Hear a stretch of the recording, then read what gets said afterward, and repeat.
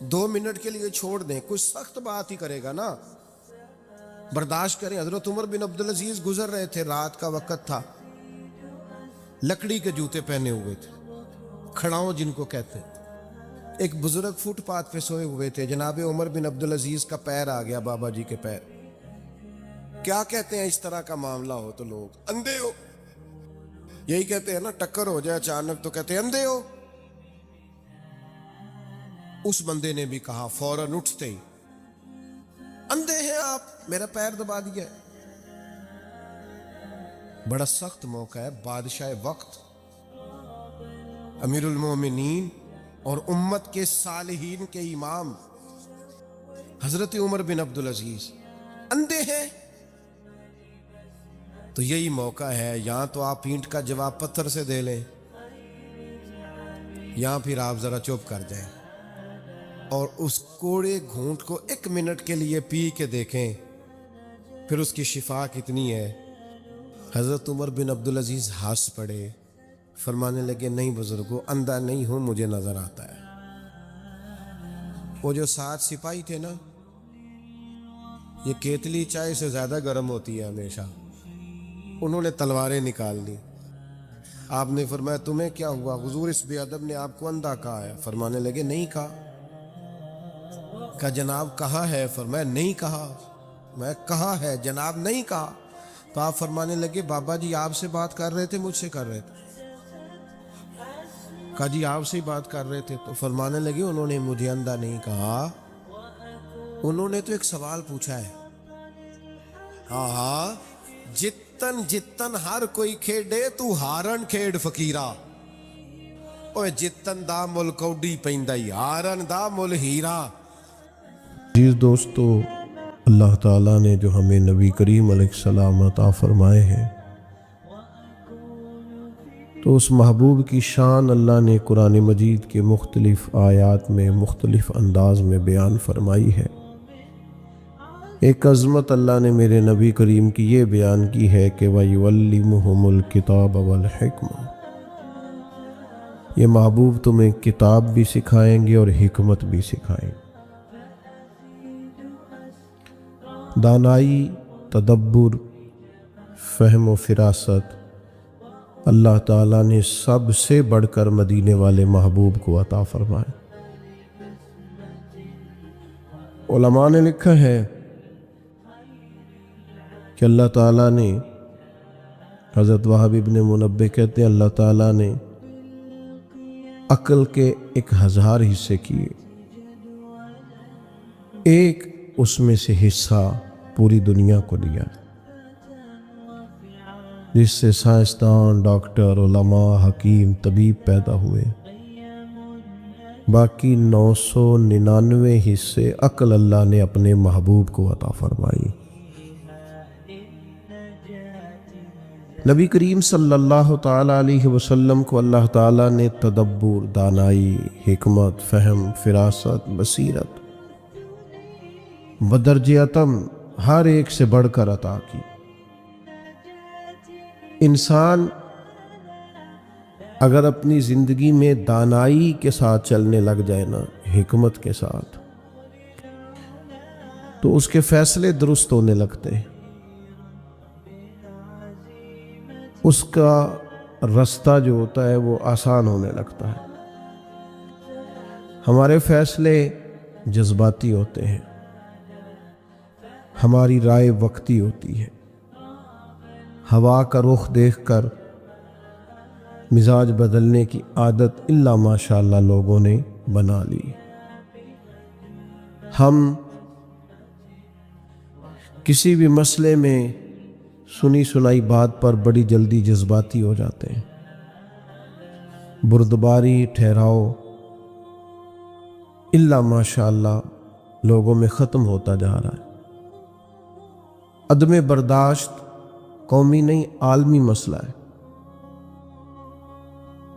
بس لوگ برے نہیں ہوتے، صرف ہماری طبیعت کے مطابق نہیں ہوتے، ہماری نہیں مانتے، لہذا ہمیں اچھے نہیں لگتے۔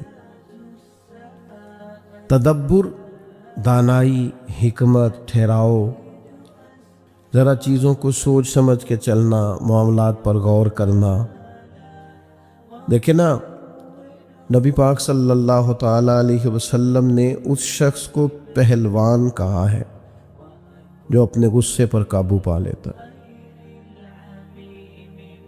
فرمایا وہ پہلوان ہے جس کا اپنے اوپر کنٹرول ہے۔ اور جو آدمی کہتا ہے مجھے پتہ ہی نہیں چلتا، تو بھئی پھر آپ زندگی میں نظام لے کے آگے کیسے چلیں گے جب آپ کو پتہ ہی نہیں چلتا؟ دانائی، حکمت، کوئی کام بھی اگر بغیر حکمت کے کیا جائے تو وہ کام درست بھی ہو تو خراب ہو جاتا ہے کئی دفعہ، اور اگر حکمت سے کر لیا جائے، دانائی سے کر لیا جائے، ہمارے بچے، ہماری نئی نسل، اس کی تربیت بھی کرنی ہے پر دانائی سے۔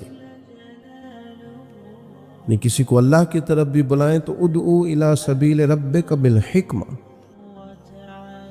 کسی کو اپنے رب کی طرف بھی بلاؤ، دعوت دو تو دانائی کے ساتھ، حکمت کے ساتھ۔ ایک بادشاہ نے خواب دیکھا تھا کہ میرے سارے دانت ٹوٹ گئے۔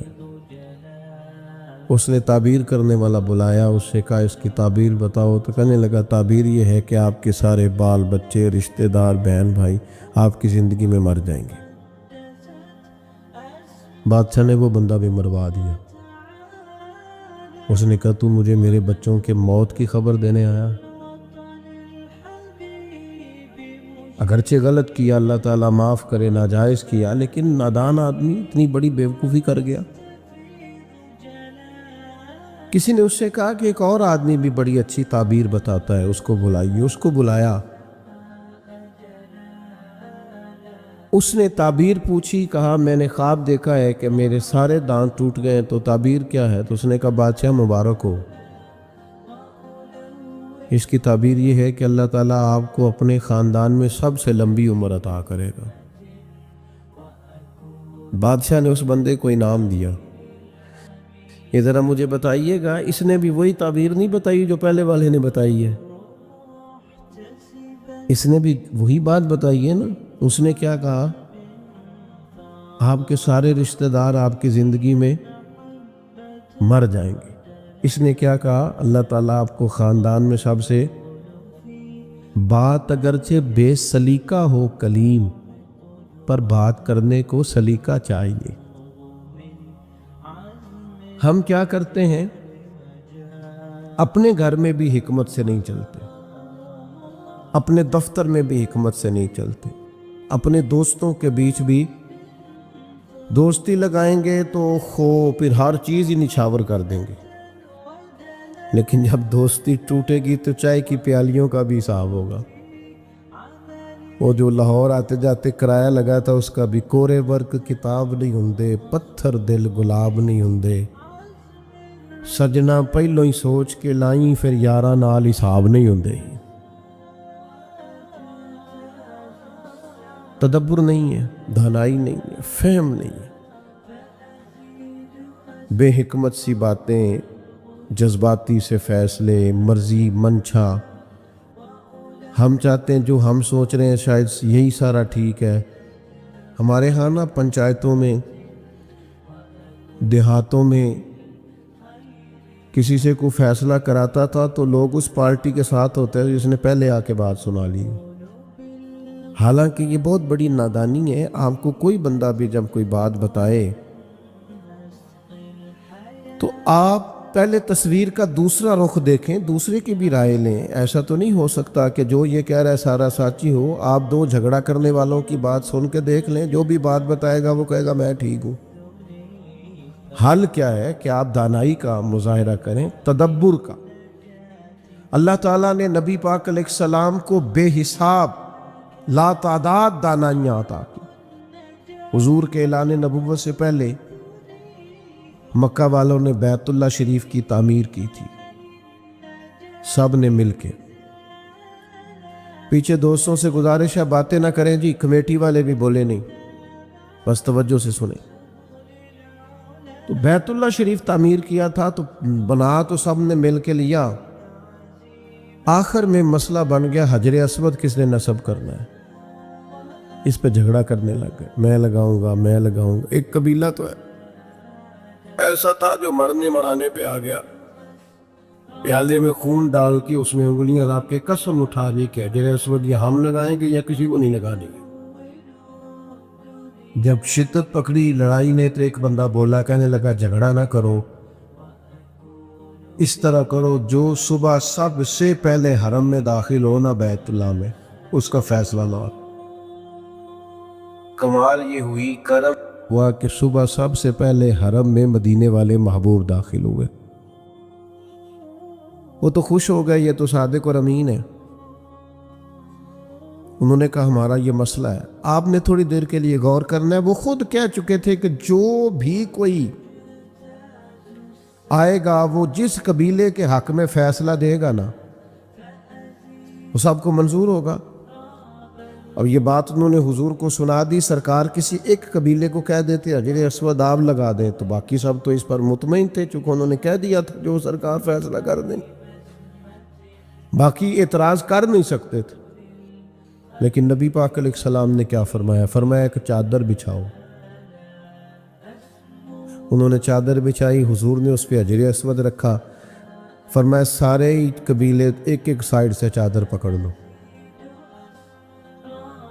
ان سب نے چادر جو تھام لی تو لائے اس جگہ جہاں حجر اسود رکھنا تھا، تو محبوب نے اٹھا کے حجر اسود ادھر رکھا جہاں رکھنا تھا۔ اب سب کے چہرے دیکھے تو سارے خوش تھے، ہم سارے ہی اٹھا کے لائے ہیں، ہم سب حجر اسود لگانے میں شامل ہیں۔ ہم تو اپنے بچوں میں لڑائی کرا دیتے ہیں، خود اپنے بچوں میں، اے میرا لیک پتر ہے تے اے میری گل نہیں منتا، ان بیچاروں میں جھگڑا ہو جاتا ہے۔ آپ وہ دیکھیں نا، ہو جاتا ہے بعض اوقات کسی بچے سے زیادہ پیار، پر لکھا ہے بزرگوں نے کہ ایک بچے کا رخسار چومو تو دوسرے کا بھی چومو، ان کو یہ لگے نا کہ جھکاؤ زیادہ ادھر ہے۔ نبی پاک نے فرمایا اللہ سے ڈرو، اپنی اولاد میں انصاف کرو، دانائی سے تدبر سے گھر چلائیں، تدبر سے آپ سوسائٹی میں وقت گزاریں۔ یہ جذباتی فیصلے، یہ فوٹو کی زندگی، یہ جناب مطلب ادھار لے کے شو بنانا اور جناب کسی کے نام کو استعمال کر کے آگے نکلنا اور تھوڑا جان بوجھ کے آگے آگے ہونا اور اپنا بتانا، اس سے انسان کمزور پڑ جاتا ہے۔ آپ جہاں ہیں وہاں وفادار ہو جائیں، جہاں ہیں وہاں خوبصورت ہو جائیں، سارے لوگ آپ کی طرف رجوع کریں گے، لیکن آپ کو کمال دانائی سے اپنے بچوں کو، پیار کرنے والوں کو۔ حضور مدینہ طیبہ تشریف لے گئے تو ہر گھر والا کہہ رہا تھا یا رسول اللہ میرے گھر آئیں، اور جو بھی دعوت دے رہا تھا نا حضور کو خلوص سے دے رہا تھا۔ لوگوں نے دروازے نہیں کھولے ہوئے تھے، اکھیاں بھی بچھا رکھی تھی، وہ تو سویرے آتے تھے اور شام تک کریم کا انتظار کرتے تھے۔ پتھروں، پہاڑوں، ٹیلوں تک پہ سجاوٹ اور نور ہی نور گویا نظر آتا تھا، اس طرح کا سما تھا جیسے سجی ہوئی ہے ہر چیز۔ ہر ایک کہہ رہا تھا، حضرت عتبان بن مالک، حضرت سعد بن معاذ، بڑے بڑے سردار، یا رسول اللہ ہمارے گھر میں قیام کریں۔ کوئی کہتا تھا حضور میرا گھر کشادہ ہے، تو جتنے لوگ آپ سے ملنے آئیں گے سب آرام سے بیٹھ سکیں گے۔ کوئی کہتا تھا یا رسول اللہ میرا قبیلہ بڑا ہے، اسلحہ زیادہ ہے، دشمن کے مقابلے میں مدد کرنی ہوئی تو ہم ذرا زیادہ تعداد میں ہیں، مدد کر سکیں گے دین کی۔ یا رسول اللہ ہمارے گھر، ہر بندہ خلوص سے دعوت دے رہا ہے، اب کیا کریں؟ یقیناً حضور کہتے میں نے فلانے کے گھر جانا ہے تو دوسرا ناراض ہو جاتا، کبھی بھی ایسا نہ ہوتا، وہ قبول کرتے بات کو۔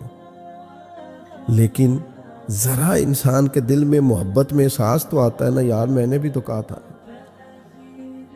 میں نے بھی تو کہا تھا نا۔ اگرچہ وہ ناراض نہ ہوتے، حضور کا فیصلہ قبول کرتے، پر خواہش تو سب کی تھی نا۔ میرے کریم نے کیا کہا؟ فرمایا یہ فیصلہ میں نے کرنا ہی نہیں۔ اونٹنی کی لگامیں حضور نے چھوڑ دی، فرمایا یہ مامور من اللہ ہے، جہاں اسے میرا رب حکم دے گا یہ وہاں بیٹھ جائے۔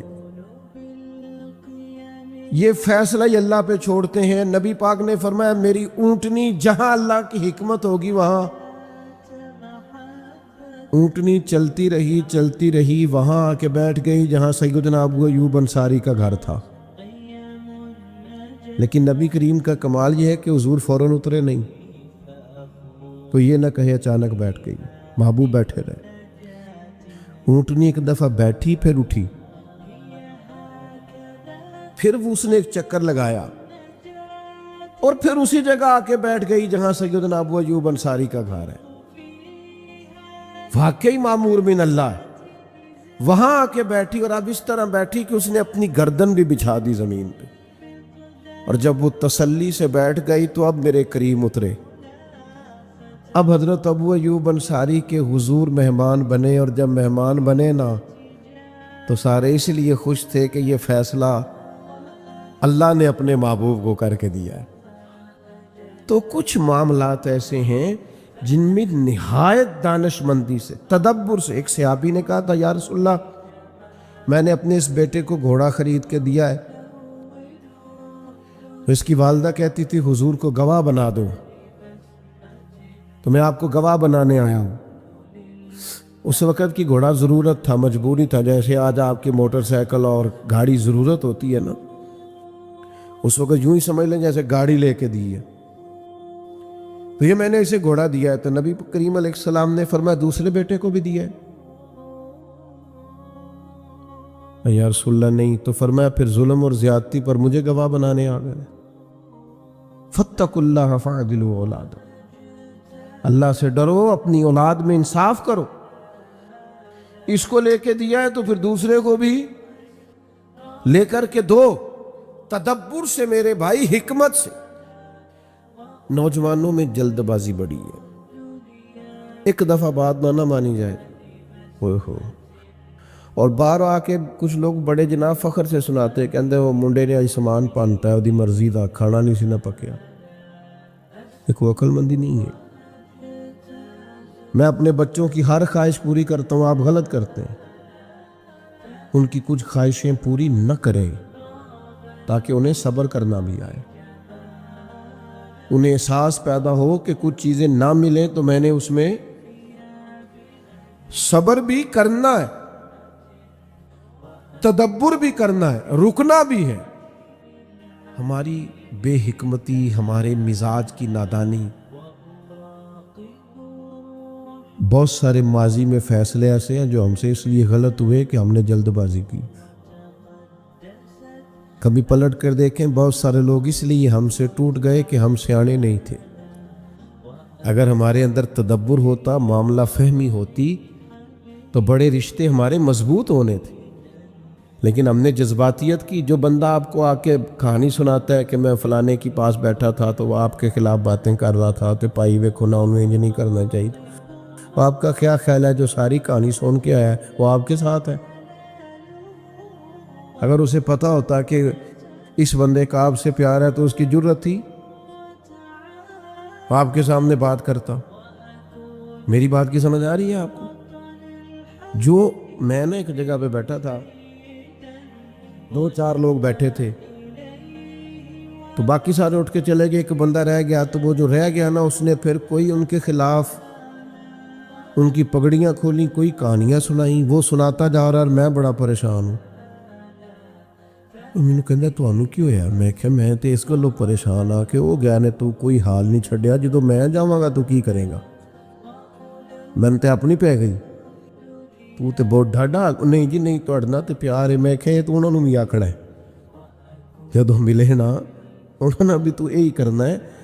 تو یہ آپ مت توقع کریں کہ جو آپ کا بڑا خیر خواہ بن کے آپ کے ساتھ بات کر رہا ہے وہ آپ کا بڑا اپنا ہے. ایسا نہیں ہے. آپ یاد رکھیں، دنیا میں غیبت کا چلن ختم ہوگا تو سب کی عزتیں محفوظ رہیں. یہ نہیں ہو سکتا کہ آپ کسی کی سن لیں اور پھر آپ کی نہ جائے. دانائی، ٹھہراؤ، تدبر، حکمت، معاملہ فہمی، سیانے ہو جانا. اپنے معاملات کیا کہا کرتے تھے لوگ کہ منڈے نوں میری جوتی پوری آ گئی. کیا کہتے تھے؟ میرے گھر بیٹی پیدا ہو گئی ہے. یہ ساری باتیں دانائی کی باتیں تھیں. لوگ سمجھدار ہوتے تھے وقت کے ساتھ ساتھ. ہماری جذباتیت ختم ہی نہیں ہوتی. ہر فیصلے کے اندر جذباتی ہیں، اور کبھی سخت موڑ بھی آ جائے نا، اللہ سے مدد مانگیں، اپنے مالک کے حضور حاضری دیں اور کوشش کریں کہ فیصلہ صحیح ہو۔ ایک بڑا عجیب مرحلہ آیا تھا فتح مکہ کے موقع پر، کوئی ایسی بڑا مسئلہ نہیں تھا، پر ٹائم آ گیا، حضرت سعد بن عبادہ رضی اللہ تعالیٰ عنہ کے ہاتھ میں نا جھنڈا تھا اسلام کا۔ تو اس دور میں بہت بڑا اعزاز ہوتا تھا کہ فلانا علم بردار ہے، اس کے پاس جھنڈا ہے۔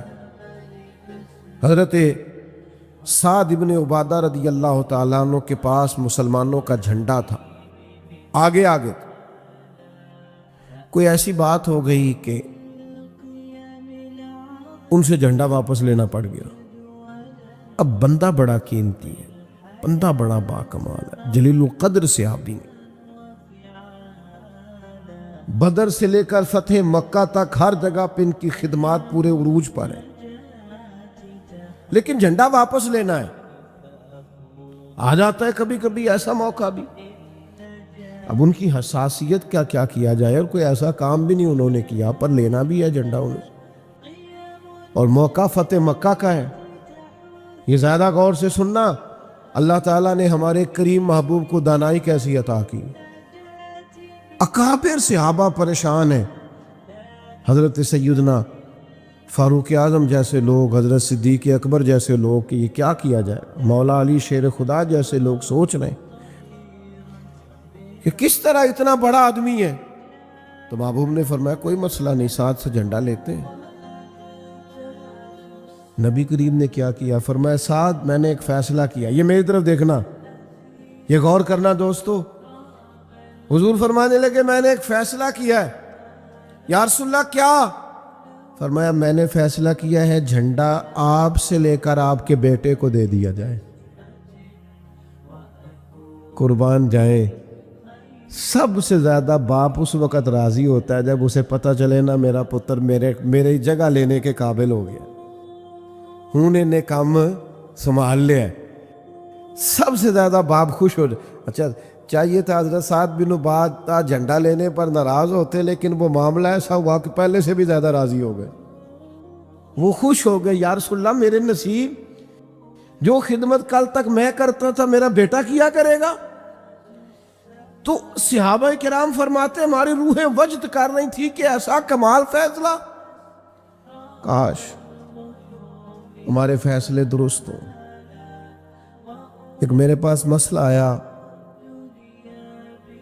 2 دفعہ لڑکے نے طلاق دے دی ہے، تو جذباتی بڑا ہے، تو مارتا بھی ہے، تو ایسا بھی ہے۔ تو میں نے نا اس شخص سے کہا، باپ بیٹی کا مسئلہ پوچھنے آیا۔ میں نے کہا جانتے نہیں تھے آپ؟ کہنے لگے نہیں میں جاننا، پانجا ہے میری ہمشیرہ دا بیٹا ہے۔ تو میں نے کہا بد اخلاق بھی اور بیٹی کو مارتا بھی، آپ سارا کہنے کی کردہ، پھر پہن گھر آ گئی سی۔ تو میں نے کہا یہ کوکل مندی کی علامت ہے؟ آپ کو پتہ ہے بد اخلاق ہے اور پہلے دن سے پتہ ہے، تو آپ نے یہ اتنا بڑا ظلم کیا کہ بہن آ گئی تھی تو آپ نے بیٹی قربان کر دی۔ شریعت آپ کو اجازت دیتی ہے، اس کی اخلاق اجازت دیتا ہے؟ کس طرح کے فیصلے کرتے ہیں ہم؟ رشتے میں کیا ملتے رہیں گے، یہ ملتے رہیں گے؟ آپ وہ فیصلہ کریں جو دیر پا ہو۔ میں نے کہا اب معاملہ طلاق تک آ گیا، اب ساری زندگی بہن نہیں ملے گی آپ کو، آپ کیا کریں گے؟ اب تو معاذ اللہ اس کے بعد تو یہاں تک حالات پہنچ جاتے ہیں لوگ جنازے نہیں پڑھتے۔ یہ کوئی دانائی کی بات ہے؟ آپ وہ کام کریں جو حکمت پر مبنی ہے۔ جذباتی فیصلے، فلانے نے کہتا ہے فلانا آ گیا سی، وہ ہمارے الیکشن ہوتا ہے نا، تو کہا جانا جی چوری میرے گھر آ گیا سی، میں کہا جی الیکشن تو بعد آیا تاں گل کری، الیکشن والے دن ہی آیا سی، انہیں تیاڑا ہی سی، اسے پتا تھا وہ جی وہ میرے گھر آ گیا، بلکہ الٹا ناراض ہو رہے ہوں وہ میرے گھر آیا ہوں تسی میرے آخر دے ووٹ دیو، اور پھر جب وہ جیت جاتا ہے اس کے بعد کہتے ہیں جتایا میں تو میرا فون نہیں چکتا۔ میں کیا انہوں پتہ ہے تو جتایا تا نہیں چکتا؟ کیا مذاق اپنے ساتھ کرتے ہیں، بے حکمت فیصلے اور ناد۔ میں نے زندگی میں کبھی ووٹ کاسٹ نہیں کیا، پہلی بات تو یہ ہے کہ اسلام جمہوریت کا نہیں خلافت کا قائل ہے. پہلی بات تو یہ ہے. جمہوریت تو وہ طرز حکومت ہے کہ جس میں بندوں کو گنا کرتے ہیں تو اللہ نہیں کرتے. ایک بالکل ان پڑھ اور نادان آدمی کا یہاں تو معذور لوگوں کے لوگ ٹھپے, اس کا ووٹ بھی اسی برابر ہے, پڑھے لکھے کا بھی. بندوں کو گنا کرتے ہیں, یہ اقبال نے کہا. اور دوسری بات یہ ہے میرے بھائی کہ یہ نہ خنجر اٹھے گا نہ تلوار ان سے, یہ بازو میرے آزمائے ہوئے ہیں. یہ سارے لوگ وہی ہیں, پارٹیاں بدل بدل کے کبھی اس میں کبھی اس میں, کس چکروں میں پڑے ہوئے. بہرحال یہ میرا عنوان نہیں. جو بات عرض کرنا چاہتا ہوں کہ بغیر حکمت کے نہیں, دانائی کے ساتھ وقت گزاریں. اور اگر کبھی کوئی آپ سے سوال بھی کرے, انسانی ذہن میں نا سوال پیدا ہو جاتا ہے. جسموں کو قید کیا جا سکتا ہے, ذہنوں کو روحوں کو قید. سوال اٹھتے رہتے ہیں, سوال کا جواب ہوتا ہے, سوال پر لڑائی نہیں ہوتی. اور لڑائی کریں گے آپ, ڈانٹ ڈپٹ کریں گے تو بغاوت پیدا ہوگی. ایک سوال کھڑا ہو گیا تھا, فتح مکہ کے بعد ایک جنگ ہوئی, اس میں بڑا مال غنیمت آیا. تو اصول یہ تھا کہ جو نئے نئے لوگ مسلمان ہوتے تھے ان کی تالیف قلب کے مؤلفۃ القلوب کو زیادہ دیا جاتا تھا. تو نبی پاک نے مکے والوں کو ذرا زیادہ دیا. تو ایک نوجوان انصاری وہ کہنے لگے حضور کی اپنے قریبی رشتہ داروں پر کرم نوازی بڑھ گئی ہے. توجہ ہے آپ کی؟ حضور نے فرمایا انصاریوں کو سب کو میرے خیمے میں اکٹھا کرو. اکٹھے ہو گئے. تو محبوب کہنے لگے تم کہہ سکتے ہو کہ یا رسول اللہ صلی اللہ تعالی علیہ وسلم, انہوں نے تو آپ کو تکلیف دی تھی, ہم نے سینے کھولے تھے. یہ تو بدر احد میں تلواریں لے کے آئے تھے, ہم نے آپ کے لیے جانیں پیش کی تھی. تم کہو کہ ہماری تو تلواروں سے ابھی بھی خون ٹپک رہا ہے, تم کہہ سکتے ہو. تو وہ کہنے لگے نہیں یا رسول اللہ آپ کا احسان ہے آپ یہاں آئے. حضور فرمانے لگے تم کہو کہہ سکتے ہو. کہ یا رسول اللہ نہیں آپ کا احسان ہے. تو آخری جملہ سرکار نے ایسا کہا, وہ دانائی, وہ حکمت, وہ تدبر کہ ان کی روحیں وجد کرنے لگی. ان کا دل گویا کر رہا تھا جو سامان ہمیں ملا یہ بھی نہ ملے. حضور فرمانے لگے میرے بھولے انصاریوں, انصار مدینہ, کیا تم یہ پسند نہیں کرتے کہ مکے والے گھر جائیں تو اونٹ اور بھیڑ بکریاں لے کے جائیں, اور تم جب اپنے گھر جاؤ تو اللہ کا رسول ساتھ لے کے جاؤ؟ کیا تم یہ پسند نہیں کرتے تمہارے ساتھ اللہ بٹھا کے اپنے محبوب کو اپنے پہلو میں؟ جو لوگ کچھ نہیں کرتے وہ بھی کمال کرتے ہیں, تم تو محبوب ساتھ لے کے جا رہے, تم یہ پسند نہیں. ان کا تو حال ہی اور ہو گیا, رو رو کے کہا یا رسول اللہ ہم بڑے راضی, کچھ بھی نہ ملے تو ہم پھر بھی بڑے. تھوڑا سا نا جواب اگر حکمت سے دے دیا جائے نا, سمجھ آ رہی ہے بات کی؟ امام اعظم کے پاس کیا تھا جو سب سے بڑا امام ہے؟ دانائی تو تھی. امام صاحب کے پاس حکمت ہی تو تھی. ایک بندہ آ گیا نا امام صاحب کے پاس, اس نے کہا جی میری بہت زیادہ زمین ہے, تو میں کہیں سفر پہ جا رہا تھا تو میں نے خزانہ دبایا تھا زمین میں. اب میں نے نشانی کو رکھی تھی, وہ نشانی میں بھول گیا ہوں, تو مجھے سمجھ نہیں آ رہی میں نے کہاں دبایا تھا, تو کیسے یاد کروں؟ اب ساری زمین تو کھودی نہیں جا سکتی, اس وقت ٹریکٹر تو تھے نہیں, تو کیا کریں؟ تو امام صاحب کہنے لگے گھر جا کے 100 رکعت نماز نفل پڑھ, یاد آ جائے گا. کنے انہوں نے کیسی تو انہوں نہیں کیا جا رہا, بول تو دیں آپ کتنے رکعت نماز؟ 100 رکعت. وہ بندہ سویرے ٹوکری لے کے سمجھ لے مٹھائی کی آگے, کہنے لگا حضور یاد آ گیا, نشانی مل گئی. فرمایا نفل نہیں نہ پورے پڑے. کہنے لگا دوسری رکعت میں یاد آ گیا. تو امام صاحب کہنے لگے یہ وسوسہ تھا, مجھے پکا پتا تھا کہ شیطان تمہیں یاد کرائے گا, بھولی ہوئی چیزیں بھی نماز میں یاد کراتا ہے. فرمایا اب ٹوکری ادھر رکھو اور باقی 98 نفل پڑھو شکرانے میں. امام صاحب رحمۃ اللہ تعالی علیہ کے ایک استاد تھے حضرت حماد. ہر دور میں ضروریات الگ ہوتی ہیں. آج کل گھروں کی ضروریات الگ ہیں. ہمارے زمانے میں بھی بڑی ضرورت ہے، لیکن اس زمانے میں ایک بڑی ضرورت تھی آٹا گھر کا.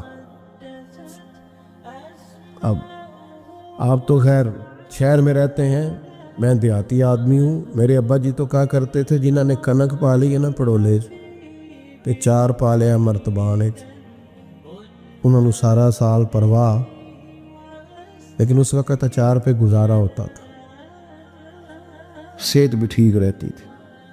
اب اس پر گزارا نہیں ہوتا بچوں کا. اللہ سمجھ عطا کر. تو حضرت حماد کی بیوی روز پیغام دیتی، ہر چوتھے دن آٹا ختم ہو گیا.